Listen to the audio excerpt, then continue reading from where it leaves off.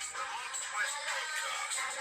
Wrestling, entertainment, sports, and travel. Home of the 2024 MLB World Champion Dodgers. And now, here's your host, Bob.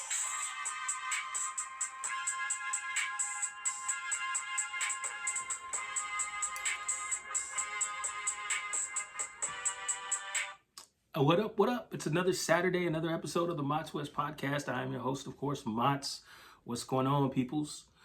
It was a busy week in wrestling, so I'm just going to take a little time to acknowledge the passing of a legend last weekend. Chuck Norris passed away at age 86. Definitely a part of my childhood and a part of a lot of people's childhoods in the world of action films, martial arts in general. Him alongside Bruce Lee, also rest in peace. They changed the world of American martial arts as we know it.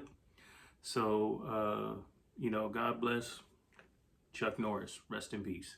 So like I said, it was a busy week in wrestling and in sports. So we got a lot to cover. So we're going to get right into it with the top news. But first, just want to do a recap of real quick. TNA had their Sacrifice pay-per-view yesterday, and it wasn't really nothing to ride home about. Basically, it ended with Santana and Steve Maclin fighting for the TNA World Championship.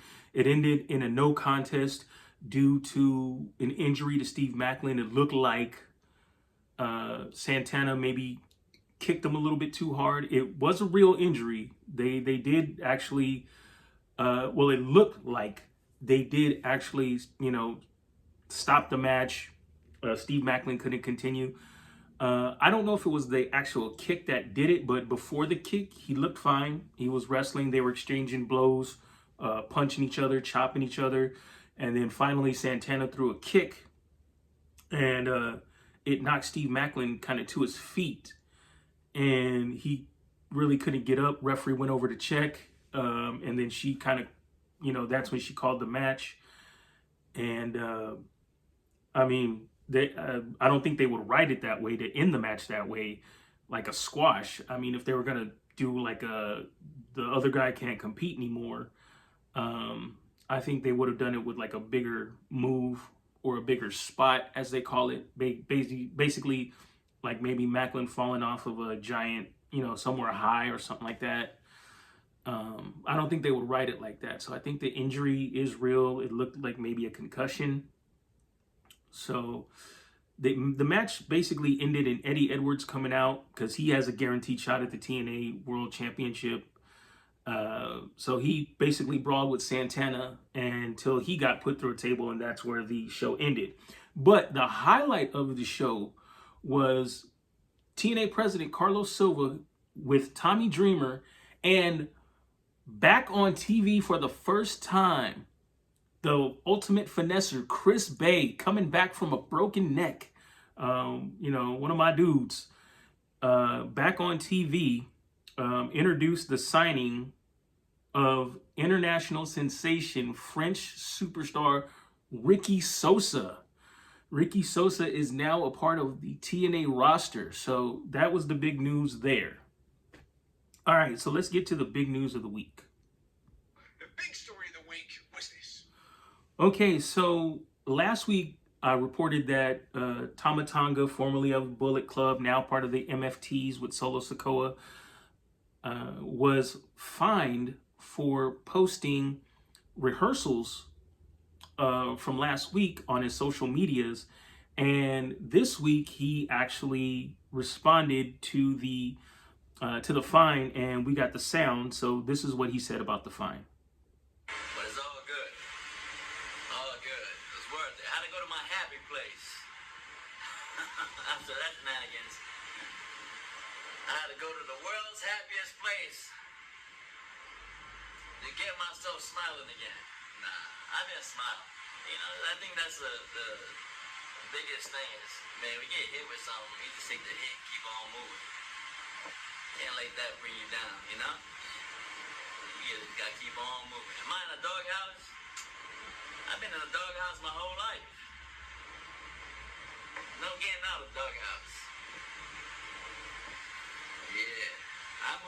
might feel like I'm in the doghouse always, which I don't.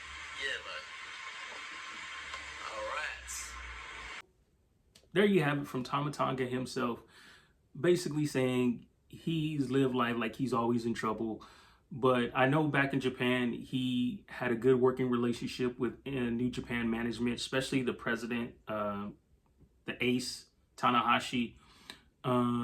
He's a vet. He's a pro. I feel he should have known better. I feel he should have, thought it out, especially when you hear all of these athletes get in trouble for posting, halftime coach talks, halftime hype up sessions or whatever, posting in the locker room when they're talking strategies and plays, people getting in trouble. So I kind of think he should have known better than to do that.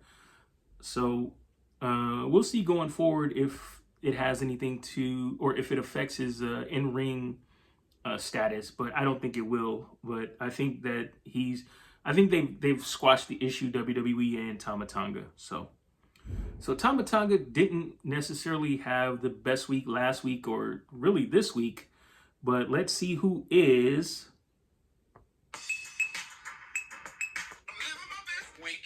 All right. So this is the point in the show where I go over all the wrestling shows throughout the week, because wrestling is on basically every night of the week. And so there's a lot to take in, but the main thing you need to know what's going on is to watch the main event, which is normally at the end of the show. So I'm going to recap the end of all the shows throughout the week and let you know what's going on. We're going to start off on Saturday with Collision. Now, normally Collision is just on Saturdays, but because of the March Madness tournament going on, they had it broken up into 2 episodes, Saturday and Sunday. That's on TNT at 5 p.m. Saturday, it was the Death Riders, Daniel Garcia and Claudio Castagnoli, defeating Commander and Mascara Dorada. Really not much there. On Sunday, you had Mystico and Jet Speed, the Trios champions, defeating the Don Callis family, Takeshita, El Clone, and Josh Alexander, to retain their Trios or 6-man tag team championships. On Monday, Monday Night Raw, Netflix at 5 p.m., you had CM Punk coming out once again, talking crap about Roman Reigns and his family, but this time saying that he is done talking, he wants to fight, and then kind of starts zeroing in on main event Jey Uso, talking crap about Jey Uso specifically. So Jey Uso comes out, and he's already hot at what's been happening with CM Punk and Roman. Especially because Roman got punched by CM Punk last week. So he's already hot. And so Jay comes out, gets in Punk's face. His brother Jimmy comes out and basically tries to talk Jay down and saying it's not worth it or whatever. And Punk makes a note that, everybody's out here but Roman Reigns. And that's when Roman Reigns comes out. And he basically tells Jimmy and Jay, hey, respectfully, this is my fight. Y'all have already had a match earlier in the night. So get out of the ring, let me do my thing. And then Punk says something slick like, yeah, well, don't go because he needs y'all. And so that prompted Jay to straight up go after Punk. And Punk caught him coming in with a right and knocked Jay down. And then Jimmy came in and was trying to restrain Punk from doing any more damage. And Roman comes in and suckers CM Punk with a Superman punch. So by this time, security's coming out, separating everybody. They get the Usos out of the ring. They got Roman and Punk separated inside of the ring. And Jay starts instigating, starts lighting Roman Reigns, starts gaslighting him on fire, says, hey, Uso, you know what you got to do. You got to get him. You got to get him, Uso. Get him.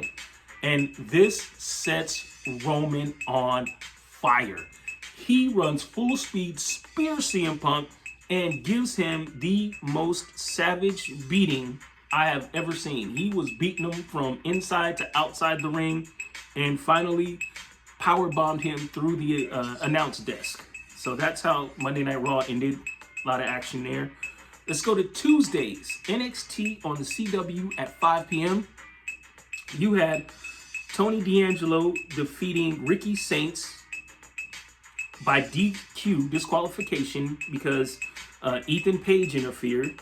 So they start jumping Tony D'Angelo, and out comes NXT World Champion Joe Hendry for the save, saves Tony D'Angelo, but picks up Tony D'Angelo and gives him a standing O because Tony D'Angelo attacked him weeks before when he kind of came back to NXT unannounced.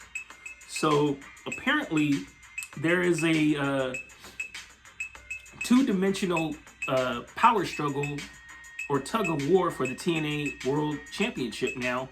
Not for the TNA, NXT Championship. You have Joe Hendry, who's got kind of beef with Tony D'Angelo, and then you have Ethan Page and Ricky Saints kind of have a friendly rivalry of who's gonna be the first to get their hands on the NXT Championship. They're all gonna compete in a fatal four-way at April 4th in my second home, or I should say my third home. My second home is Vegas. My third home, St. Louis, on April 4th at Stand and Deliver. Your boy might be in town for that, so stay tuned. Dynamite. It's Wednesday night. You know what that means. 5 p.m. on TBS. It's AEW Dynamite. You had Darby Allin defeating Roosh, but on his way back up to the ramp, he gets jumped by Mark Davis and a couple other members of the Don Callis family. Now, nobody comes out to save Darby, but what you want to notice is Andrade was talking to Don like he wasn't too happy about them jumping Darby, all of those guys on one. So that's something to kind of keep an eye on. Then on Thursdays, AMC, 6 p.m., you got TNA Impact. This is right before Sacrifice. You had The System, Eddie Edwards, and Cedric Alexander defeating Leon Slater and Santana with help from Steve Maclin as a distraction. Now, he didn't actually go after Santana because there's a stipulation that they can't touch each other before the match. So if Steve Maclin touches Santana, he doesn't get his title match. And if Santana touches Steve Maclin, he gets stripped of the title. So basically, he caused a distraction and attacked Leon Slater, which was enough for Edwards and Alexander to pick up the win. Fridays, SmackDown, USA Network at 5 p.m. You had Randy Orton defeating Matt Cardona in a match. And after Orton won, we see Cody Rhodes pulling up on his bus, gets off the bus, heads straight to the ring. And security and officials try to stop him from getting in the ring because they know what he's going to do. He's going to try and, tear Randy a new one. He gets past security. And even though Randy saw this man coming head on, he could not stop Cody from getting on his you-know-what. You had Jelly Roll come out after they got separated, and he was trying to make peace between Orton and Rhodes. Orton broke free and RKO'd Mr. Roll and left him laying on the floor, and that's how Friday SmackDown ended.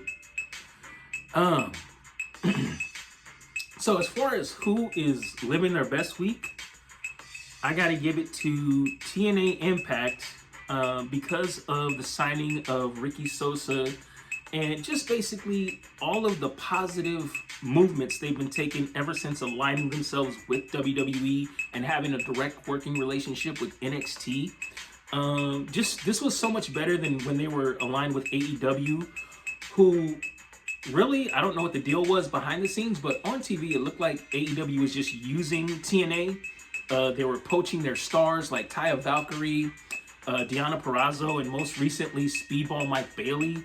And then they used it to further the belt collector storyline for Kenny Omega back during the Forbidden Door era, back during COVID. So I think they're doing much better partnering with WWE. They got, like I said, the new deal with AMC. They're signing basically talent that they see on the internet because they got the money now. So TNA, you are. All right, we're gonna take a break. We got a lot to go over when we come back on Mott Sports West. What you watching? food and travel, and we're gonna continue this giveaway. See you when you come back. Has bad credit been holding you back from getting a new car, a house, or a better job? Visit creditrepairfolks.com. They offer one-on-one consulting and will give you a personal roadmap to removing negative items and adding positive points to your credit score. The first consultation is free, and they're the only ones that offer a money-back guarantee. They also have payment plans available. So what are you waiting for? Visit creditrepairfolks.com today. Our coaching did a horrible job. The players did a horrible job. We got our ass kicked. That's the great thing about sports. You play to win. And I don't care if you don't have any wins. All right, y'all. It's time for Mott Sports West, where we cover 3 teams, the only teams that matter on the West Coast. That's the Lakers, Dodgers, and Rams. Lakers, Dodgers, and Rams. That's the only teams we cover, because this is, after all, Mott Sports West. So let's get into it. It's kind of bad news when your team makes the network with 3 initials rather than the network with 4 initials. The network with 4 initials that I'm talking about is the ESPN. The bad network is TMZ. And unfortunately, Rams wide receiver Puka Nacua has made TMZ. This week, a woman named Madison Atiabi, I hope I'm pronouncing that right, she came out announcing that, or with the lawsuit, a civil court lawsuit over Puka Nacua allegedly spouting off an anti-Semitic slur and biting her on the shoulder at a New Year's Eve event this past December in Century City. ESPN LA radio reported this via TMZ. Says she filed a restraining order shortly after the events happened, but the judge denied her restraining order. She is now seeking monetary corporate compensation with the hearing to be held on April 14th. Puka's lawyer is denying the allegations and says, basically in a quote, that they have statements from several sober witnesses that were part of the same group that don't remember Puka uttering anything anti-Semitic, but they are not denying the bite because the victim has photos of the bite marks on her shoulder.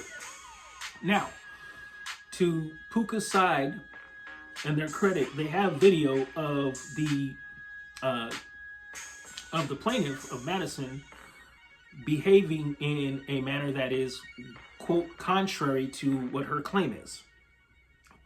This comes at a very bad time because Seattle's wide receiver, Super Bowl winning Jackson Smith and Jigba, just got signed to a $168.6 million contract with $120 million guaranteed. Puka is due to sign after this season, and he's putting that in jeopardy. He could get between 20 and 160 guaranteed, but it looks like these actions outside of the field are putting that in jeopardy. So we'll see what happens. The Rams says of Puka and other players on the Rams that are due for possible extensions, they're going to hold off on that until a later date and cross that bridge when they come to it. The Lakers. You had the Lakers beat the Nets last night, 116-99. Luka's 16th technical foul got rescinded that he got Saturday versus the Magic, so he was able to play. It looks like it was a case of the Lakers playing down to their competition, and the competition, even though they're trying to tank, playing up to the Lakers because the Lakers are coming to town. And if you're a young player, an up-and-coming player, you kind of want to prove yourself against a big team like the Lakers, or maybe even audition for the Lakers. So that was that. It took the big three to basically put the game in the refrigerator when the Nets came back in the fourth quarter and actually took the lead. So again, Lakers won 116-99. They play the Wizards on Monday at 7 p.m. The Dodgers opening week has started.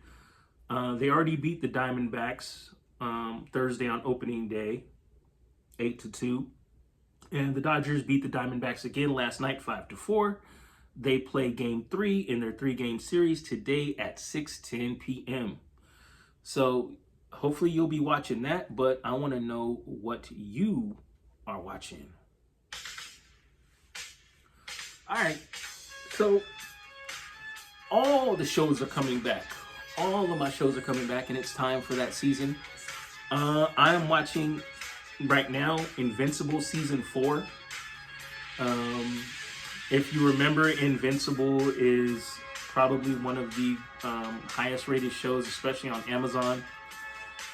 It's about Mark Grayson, the son of the world's, or who once was the world's greatest superhero, like a Superman. He turned out to be a bad guy from an alien race that were actually trying to set the Earth up to be taken over.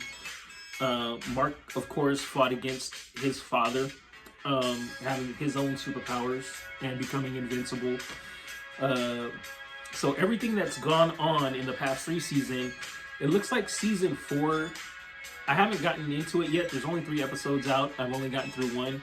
But it looks like he's processing the post-trauma of what happened in the prior 3 seasons. So this is going to really be interesting to watch because he's no longer a kid, no longer a teenager. He is a young adult. And he's going to have to try and figure out life and his superpowers. So that's that. Let's get into some food and travel. Now, Panda Express has this new Dynamite Sweet and Sour Chicken, which is a cross promotion with this new, well, I don't know if it's new because I've seen it for a while, but it's cross promoted with this hot sauce, this Asian hot sauce called Buldak. It's a black bottle. I think there's a black bottle and a pink bottle with red lettering. You'll see it in the video. If you go and watch it, you'll see my review and what I thought of it and decide if you want to try it or not. So I want to continue with this giveaway that I'm doing. You could get your free W.E.S.T t-shirt with the logo on it. And all you got to do is go to the latest Instagram post from today's episode, or whatever the latest post is when you go. And the first person to like the comment and follow, if you're not, and comment shirt under the post, comment shirt, I will send you that shirt. And next week, I want to talk about a couple things that have been on my mind. One, majorly, being that we're in this viral wrestling age, and superstars from overseas are getting signed. One person that stands out to me that hasn't been signed yet, that has been expected to be signed by now, was Zilla Fatu. So I'm going to do some digging because he's still posting. He's very, very he's very prevalent on social media. He's posting all the time. And he's calling out superstars from AEW, WWE, NXT. He's calling out everybody. So why hasn't he been signed yet? So I'm going to kind of explore that and bring you what I find next week. So I will see you next week. Peace.